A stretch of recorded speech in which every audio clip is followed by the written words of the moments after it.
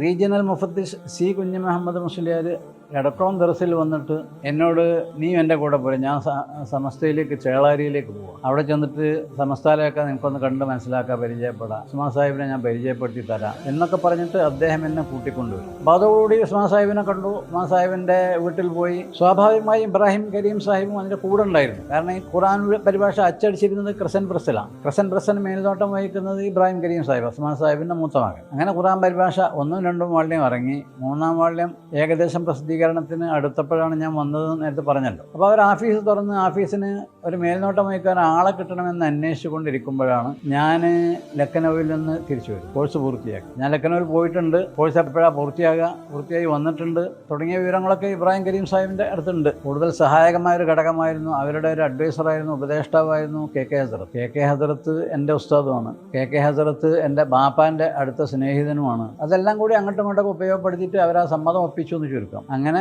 റമദാൻ കഴിഞ്ഞ ശേഷം സുന്നി പബ്ലിക്കേഷൻ സെൻറ്ററിൽ മാനേജറായി ഞാൻ ചാർജ് ചെയ്തു. അലി ഹാഷിമി എന്നൊരു ബിസിനസ്മാനെ കണ്ട് ഇങ്ങനെ ദാർഹുദയുടെ കഥയൊക്കെ വിവരിച്ചു കൊടുത്ത് ഷാർജയിലായിരുന്നുണ്ട്. ഖുർആൻ പരിഭാഷ ഇറക്കിക്കൊണ്ടിരിക്കുകയാണ്. അതും മറ്റ് ഇസ്ലാമിക പ്രസിദ്ധീകരണങ്ങൾ അടിക്കാൻ ഞങ്ങൾക്കൊരു പ്രസ് വേണം, അത് നിങ്ങളെ വകയായിട്ട് തരണം എന്ന് പറഞ്ഞു. ഇതിന് പകുതി വിലക്ക് അദ്ദേഹം പ്രസ് തന്നു. പ്രസ് ഇറക്കുമതി ചെയ്യുന്നതായിരുന്നു വലിയ പ്രശ്നം. ലക്ഷക്കണക്കിന് റുപ്യ വിലയുള്ളൊരു പ്രസ്സാണ്. ജർമ്മൻ നിർമ്മിതമാണ്. ഹെഡിൽബർഗ് എന്ന നഗരത്തിൽ ഉണ്ടാക്കിയത്. ഹെഡിൽബർഗ് ഉൽപ്പന്നമാണ്. ഒരു സമ്മേളനത്തിൽ ദാറുൽ ഹുദയുടെ ഒരു സഹസ്ഥാപനം ലക്ഷദ്വീപിൽ തുടങ്ങിയിട്ടുണ്ട്. 2.5 കൊല്ലമായി. ആ സ്ഥാപനം തുടങ്ങാൻ ഉള്ള പ്രചോദനമായത് അദ്ദേഹം പറഞ്ഞത്, സയ്യിദ് സാഹിബ് എന്നെ പരിചയപ്പെടുത്തി കൊടുത്തു, ഞാനുമായി ബന്ധപ്പെടണം, ഞാൻ പ്രവർത്തിച്ചു കൊണ്ടിരിക്കുന്ന ദാറുൽ ഹുദയുടെ ഒരു ബ്രാഞ്ച് നമ്മുടെ നാട്ടിലും ഉണ്ടാക്കണം എന്നൊക്കെ സയ്യിദ് സാഹിബ് അദ്ദേഹത്തോട് ശക്തമായി പ്രേരണ നൽകി, പ്രോത്സാഹനം നൽകി.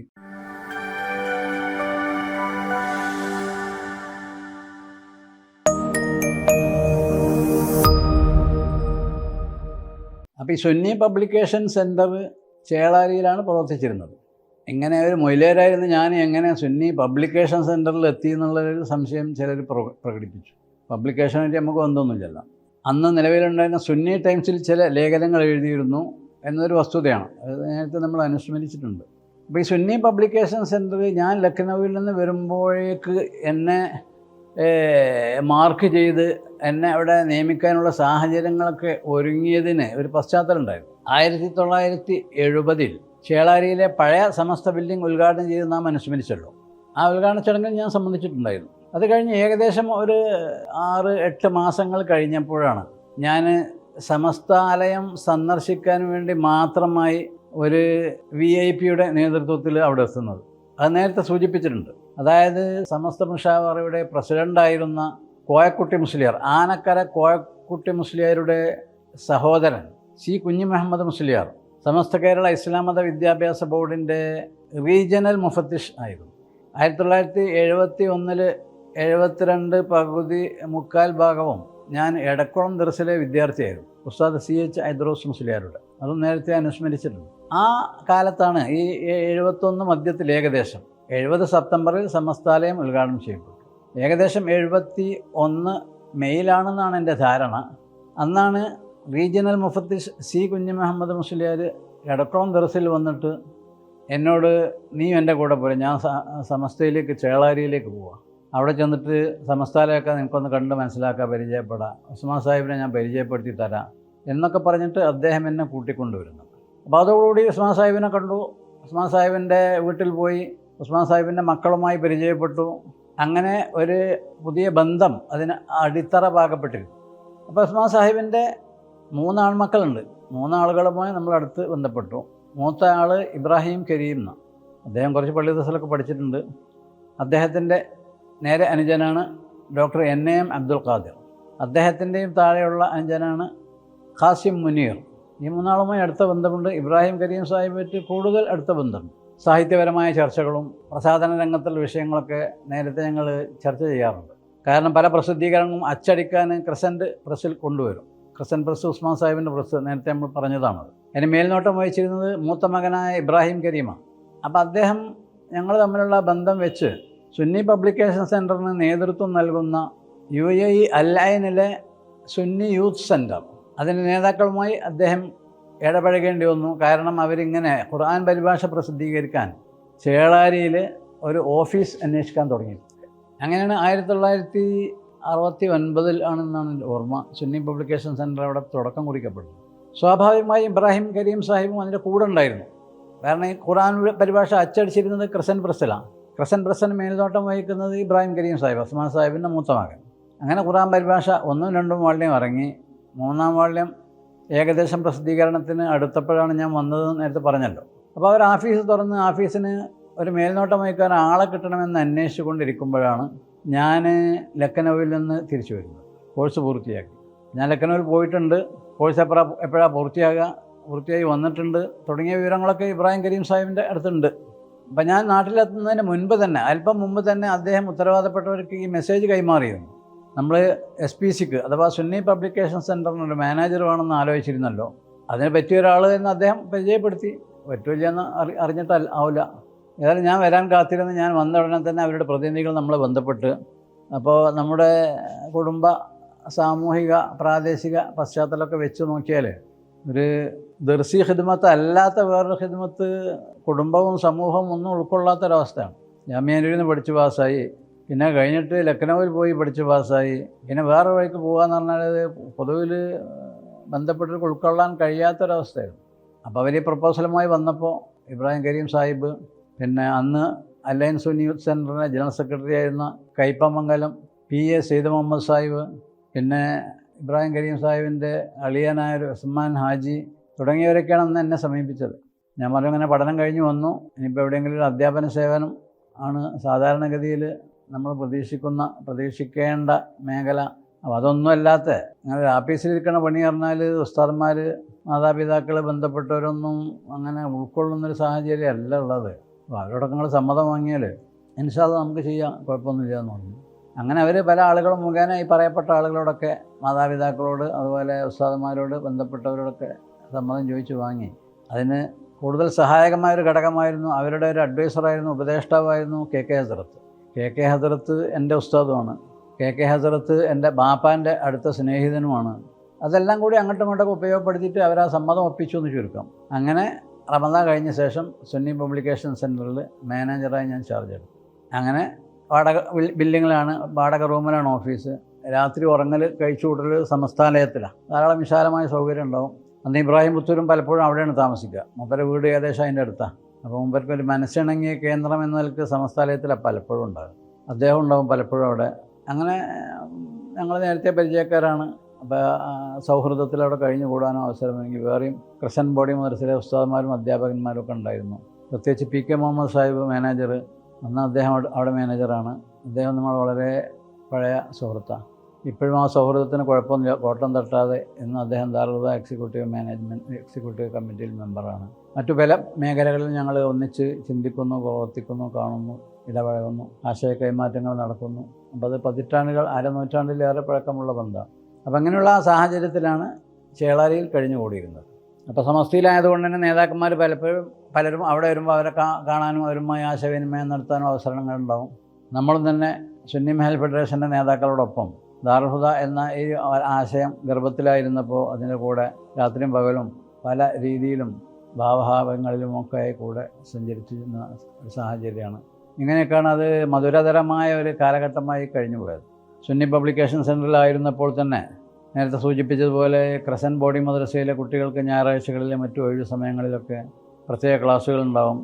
മുതിർന്ന കുട്ടികൾക്ക് പാഠ്യപദ്ധതിയിൽ ഉൾപ്പെടുത്തപ്പെട്ട അറബി ഗ്രന്ഥങ്ങൾ ക്ലാസ്സുകളുണ്ടാവും. മറ്റു പല നിലക്കുള്ള അൽഹംദുലില്ലാ പ്രവർത്തനങ്ങളുണ്ടായിരുന്നു.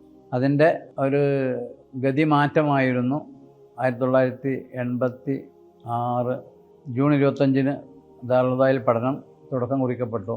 അതിൻ്റെ മാസങ്ങൾക്ക് മുമ്പ് സുന്നി പബ്ലിക്കേഷൻ സെൻറ്ററിൻ്റെ ഓഫീസ് നേരത്തെ ദാറുൽ ഹുദയിൽ നിന്ന് കിട്ടിയ 10 സെൻറ്റ് സ്ഥലത്ത് ബിൽഡിംഗ് ഉണ്ടാക്കി അവിടെ തുടങ്ങി. അങ്ങനെ ദാറുൽ ഹുദയുടെ പ്രവർത്തനങ്ങളും സുന്നി പബ്ലിക്കേഷൻ സെൻറ്ററിൻ്റെ പ്രവർത്തനങ്ങളും ഒന്നായി സുഗമമായി മുന്നോട്ട് കൊണ്ടുപോകാനുള്ള അവസരങ്ങളുണ്ടായി. ഇതൊക്കെയാണ് ആ കാലഘട്ടത്തിലെ പ്രവർത്തനങ്ങൾ. ചേളാരിയിൽ വന്ന ശേഷം സുന്നി പബ്ലിക്കേഷൻ സെൻറ്ററിൻ്റെ ഗ്രന്ഥങ്ങൾ അച്ചടിച്ചിരുന്നത് ക്രസൻറ്റിലാണല്ലോ, ക്രസൻറ്റ് പ്രസ്സിൽ. ആ രീതി തന്നെ തുടർന്നു. പക്ഷേ അത് കുറച്ച് ദുഷ്കരമായിരുന്നു. ഇവിടെ നിന്ന് ചേളാരിയിൽ എത്താൻ 10 കിലോമീറ്റർ യാത്ര ചെയ്യണം, അവിടെ നിന്ന് ഇങ്ങോട്ടും വരണം. അപ്പോൾ SPCയിൽ തന്നെ ഒരു പ്രസ് തുടങ്ങണമെന്ന ചിന്താഗതി ഉണ്ടായി. അങ്ങനെ UAE പോയി. UAE നിന്ന് അവിടെ ഒരു പ്രസ് നടത്തിക്കൊണ്ടിരിക്കുന്ന, അതേസമയം പ്രസ് വിപണനം നടത്തുന്ന, കയറ്റുമതി ഇറക്കുമതി നടത്തുന്ന ഒരു അലി ഹാഷിമി എന്നൊരു ബിസിനസ്മാനെ കണ്ട് ഇങ്ങനെ ദാറുൽ ഹുദയുടെ കഥയൊക്കെ വിവരിച്ചു കൊടുത്ത് ഷാർജയിലായിരുന്നു അദ്ദേഹം. ഖുർആൻ പരിഭാഷ ഇറക്കിക്കൊണ്ടിരിക്കുകയാണ്. അതും മറ്റ് ഇസ്ലാമിക പ്രസിദ്ധീകരണങ്ങൾ അടിക്കാൻ ഞങ്ങൾക്കൊരു പ്രസ് വേണം, അത് നിങ്ങളെ വകയായിട്ട് തരണം എന്ന് പറഞ്ഞു. ഏതായാലും പകുതി വിലക്ക് അദ്ദേഹം പ്രസ് തന്നു. പ്രസ് ഇറക്കുമതി ചെയ്യുന്നതായിരുന്നു വലിയ പ്രശ്നം. ലക്ഷക്കണക്കിന് ഉറുപ്പിക വിലയുള്ളൊരു പ്രസ്സാണ്. ജർമ്മൻ നിർമ്മിതമാണ്. ഹെഡിൽബർഗ് എന്ന നഗരത്തിൽ ഉണ്ടാക്കിയത്. ഹെഡിൽബർഗ് ഉൽപ്പന്നമാണ്. അങ്ങനെ ഈ പ്രസ് ഇറക്കുമതി പ്രശ്നം തരണം ചെയ്യാൻ ഞാനും നേരത്തെ സൂചിപ്പിച്ച PK മുഹമ്മദ് ഹാജി സാഹിബും ഡൽഹിയിലേക്ക് പോയി. ലക്ഷദ്വീപ് MP സയ്യിദ് സാഹിബായിരുന്നു ലക്ഷ്യം. സയ്യിദ് സാഹിബിൻ്റെ അടുത്ത് പോയി കാര്യങ്ങളൊക്കെ വിശദീകരിച്ചു കൊടുത്ത് അദ്ദേഹത്തിൻ്റെ ഗുരുദ്വാര റക്കബ്ഗഞ്ച് മാർഗിലുള്ള വീട്ടിൽ കിടന്നുറങ്ങി ഞങ്ങൾ. അദ്ദേഹത്തിൻ്റെ മകൻ ഹംദുള്ള സയ്യിദ് അന്ന് ഒരു ആക്സിഡൻറ്റിൽ കാലിന് പരിക്ക് പറ്റി കിടക്കുക. അബ്ദുള്ള സയ്യിദ് സാഹിബിനെ 3 ആഴ്ച മുമ്പ് കണ്ടപ്പോഴും ഞാനത് അനുസ്മരിച്ചു. അപ്പോൾ അങ്ങനെ സയ്യിദ് സാഹിബുമായി ബന്ധപ്പെടാൻ കഴിഞ്ഞു. അദ്ദേഹം ഗണ്യമായ രീതിയിൽ പ്രസിൻ്റെ ഡ്യൂട്ടി ലഘൂകരിച്ചു തന്ന്, അതുമാത്രമല്ല അദ്ദേഹവുമായി അടുത്ത് ബന്ധപ്പെടാൻ കഴിഞ്ഞു എന്നത് വലിയ ഒരു അനുഭവമായിരുന്നു. പിന്നീട് പലപ്പോഴും അദ്ദേഹം ദാറുൽ ഹുദയിൽ വന്നു. മാത്രമല്ല ഇതുവരെ ഞാൻ അറിഞ്ഞിട്ടില്ലാത്തൊരു കാര്യം, കഴിഞ്ഞ മാസം ലക്ഷദ്വീപ് സന്ദർശിച്ചപ്പോൾ അവിടെ ഒരു കോയ സാഹിബ് ഒരു സമ്മേളനത്തിൽ, ഞാനുണ്ടായിരുന്ന സമ്മേളനത്തിൽ, ദാറുൽ ഹുദയുടെ ഒരു സഹസ്ഥാപനം ലക്ഷദ്വീപിൽ തുടങ്ങിയിട്ടുണ്ട്. 2.5 കൊല്ലമായി. ആ സ്ഥാപനം തുടങ്ങാൻ ഉള്ള പ്രചോദനമായത്, തെറ്റിദ്ധരിക്കരുത്, അനുഭവം പറയുകയാണ്. അദ്ദേഹം പറഞ്ഞത്, സയ്യിദ് സാഹിബ് എന്നെ പരിചയപ്പെടുത്തി കൊടുത്തു, ഞാനുമായി ബന്ധപ്പെടണം, ഞാൻ പ്രവർത്തിച്ചു കൊണ്ടിരിക്കുന്ന ദാറുൽ ഹുദയുടെ ഒരു ബ്രാഞ്ച് നമ്മുടെ നാട്ടിലും ഉണ്ടാക്കണം എന്നൊക്കെ സയ്യിദ് സാഹിബ് അദ്ദേഹത്തോട് ശക്തമായി പ്രേരണ നൽകി, പ്രോത്സാഹനം നൽകി. അങ്ങനെയാണ് നമ്മൾ ദാറുൽ ഹുദയുമായും ബഹാവുദ്ദീൻ ഉസ്താദുമായും ബന്ധപ്പെടുന്നതും നമ്മുടെ ആഗ്രഹം സാക്ഷാത്കൃതമായതും എന്നൊക്കെ അദ്ദേഹം അനുസ്മരിക്കേണ്ടായി. കഴിഞ്ഞ മാസം ഞങ്ങൾ ലക്ഷദ്വീപ് സന്ദർശിച്ചു. എന്ന് പറഞ്ഞാൽ സയ്യിദ് സാഹിബുമായി അത്രമാത്രം ശക്തമായൊരു ബന്ധത്തിന് അത് കാരണമായി എന്നർത്ഥം. അങ്ങനെയാണ് പ്രാപഞ്ചിക പ്രതിഭാസങ്ങളൊക്കെ അങ്ങനെ തന്നെയാണ്. ഓരോ വിജയത്തിന്, ഓരോ കുതിച്ചുചാട്ടത്തിന്, ഓരോ സംരംഭങ്ങൾക്ക് ഓരോ നിമിത്തങ്ങളുണ്ടാകും. ഉപയോഗശൂന്യമായി കിടന്നിരുന്ന മാനിപ്പാടത്ത് ദാറുൽ ഹുദ വരാനുള്ള കാരണം ഞാൻ സൂചിപ്പിച്ചു. അതൊരു കാരണമാണ്, ഒരു നിമിത്തമാണ്. അള്ളാഹു നിശ്ചയിക്കുന്ന ഓരോ രേഖകൾ, നിർണയങ്ങൾ, തീരുമാനങ്ങൾ. അതിന് മുമ്പ് അതിനെപ്പറ്റി ചിന്തിച്ചാൽ ഒരു പിടിയും കിട്ടില്ല. ഇവിടെ ഒരു സ്ഥാപനം ഈ കുണ്ടായ സ്ഥലത്ത്, എന്നിട്ട് ഇവിടെ 1700 ആൾ താമസിക്കുക, 10,600 വിദ്യാർത്ഥികളുടെ ഭാഗധേയം നിർണ്ണയിക്കുന്ന ഒരു ആസ്ഥാനമായി ഇത് മാറുക എന്നൊന്നും ഈ 1980 മുൻപ് ചിന്തിച്ചാൽ ആർക്കും കണ്ടെത്താൻ കഴിയില്ല.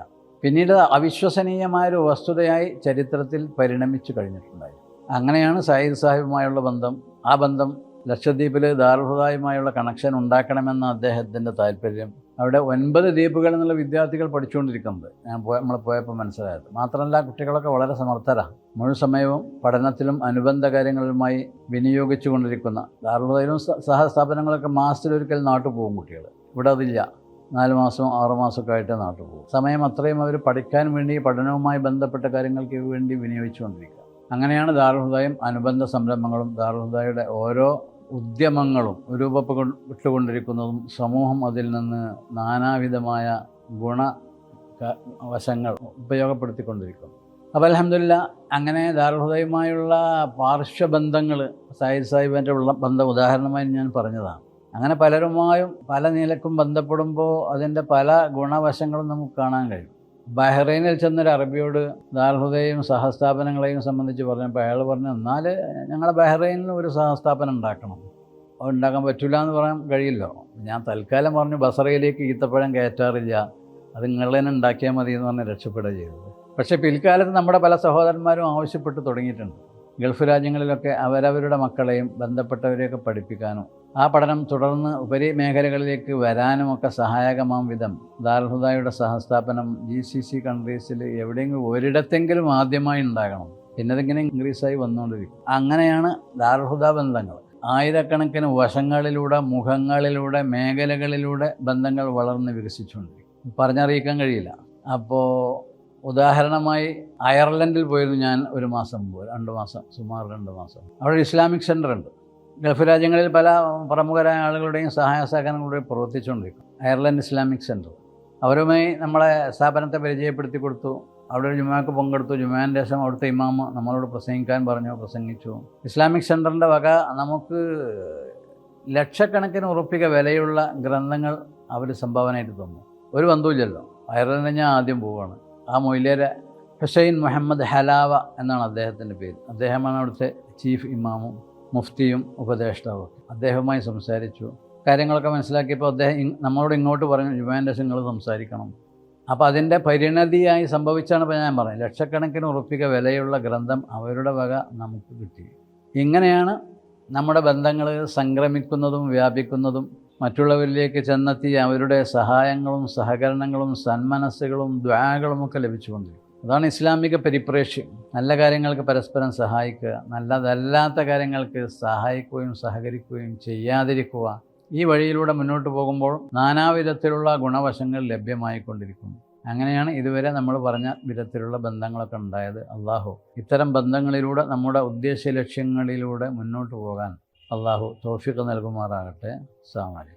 MA പരീക്ഷ എഴുതണമെന്നൊരു ആഗ്രഹം ഉണ്ടായി. അപ്പോൾ ആ ആഗ്രഹം സാക്ഷാത്കൃതമാകാനുള്ളൊരു വഴി തിരഞ്ഞെടുത്തു. അതിൻ്റെ പാഠപുസ്തകങ്ങളിൽ പലതും നമ്മളുമായി പുലബന്ധം പോലും ഉണ്ടായിരുന്നില്ല. പുസ്തകം കാണാൻ പോലും നമുക്ക് കിട്ടിയിട്ടുണ്ടായിരുന്നു. റെഗുലർ ക്ലാസ്സുകളിലും ഏറെക്കുറെ അങ്ങനെയാണ് അവസ്ഥ. നമ്മുടെ നാടുകളിലും അങ്ങനെ തന്നെയാണ്. അതിങ്ങനെ പൂർവികമായി പകർത്തിയെടുക്കപ്പെടുന്ന ചില നോട്ടുകളായിട്ടാണ് പല MA ക്ലാസ്സുകളിലെയും ക്ലാസ്സുകൾ പുസ്തകന്മാരെടുക്കുന്നത്. അപ്പം നമുക്ക് അൽഹംദുലില്ലാഹ് ഈ പാഠപുസ്തകം കണ്ടു കിട്ടാൻ പോലും സൗഭാഗ്യമില്ലാത്ത അവസരത്തിൽ പരീക്ഷയ്ക്ക് എഴുതിയിട്ട് ഹൈ സെക്കൻഡ് ക്ലാസ് 55% മീതെ മാർക്ക് കിട്ടി MA പരീക്ഷ പൂർത്തിയാക്കി. അപ്പം MA പരീക്ഷ കൊണ്ട് ഉദ്ദേശിച്ചിരുന്നത് തന്നെ അത് ഒരു PhD പഠനം കൂടി അൽഹംദുലില്ലാഹ് അത് നടത്തണം എന്നൊരാഗ്രഹം അന്നെങ്ങനെ സ്വപ്നം കണ്ട് നടക്കുന്നതാണ്. അപ്പോൾ MA പരീക്ഷ പാസ്സായി കണ്ട താമസം ഉടനെ അടുത്ത അവസരത്തിൽ തന്നെ കാലിക്കറ്റ് യൂണിവേഴ്സിറ്റിയിൽ PhDക്ക് രജിസ്റ്റർ ചെയ്തു. എന്നെപ്പോലെ നെതുവ കുടുംബത്തിൽ നിന്നുള്ള ഒരാളായിരുന്നു അന്ന് department head. Doctor Syed Ihtisham Ahmed Nadwi എന്നാണ് അദ്ദേഹത്തിൻ്റെ പേര്. അതുകൊണ്ട് തന്നെ കാലിക്കറ്റ് യൂണിവേഴ്സിറ്റിയിലെ അറബിക് ഡിപ്പാർട്ട്മെൻറ്റിൻ്റെ 26 കൊല്ലത്തെ HOD ആയിരുന്നു അദ്ദേഹം. Head of the department of Arabic 26 വർഷം അദ്ദേഹം ഉണ്ടായിരുന്നു. ഉടനെ തന്നെ നമ്മൾ പോസ്റ്റ് ഡോക്ടറൽ ഫെലോഷിപ്പിനുള്ള അപേക്ഷ കൊടുത്തു. PhD കംപ്ലീറ്റ് ചെയ്യുന്ന ആളുകളാരും PDF എന്നാണ് പോസ്റ്റ് ഡോക്ടറൽ ഫെലോഷിപ്പ്. അതിന് മെനക്കെടാറില്ല. കാരണം എങ്ങനെയെങ്കിലും ഈ PhD കിട്ടിയിട്ട് വേണം വരെ ജോലി ചെയ്യുന്നവർക്ക് സബ്മിറ്റ് ചെയ്തിട്ട് അവിടെ ഉയർന്ന പോസ്റ്റ് കരസ്ഥമാക്കാന്നായിരിക്കും ഓരോ സ്വപ്നം. നമുക്ക് അങ്ങനെ ഒരു പോസ്റ്റ് ചെയ്യാത്തതുകൊണ്ട് പോസ്റ്റ് ഡോക്ടറൽ ഫെലോഷിപ്പിന് അപേക്ഷ കൊടുത്ത്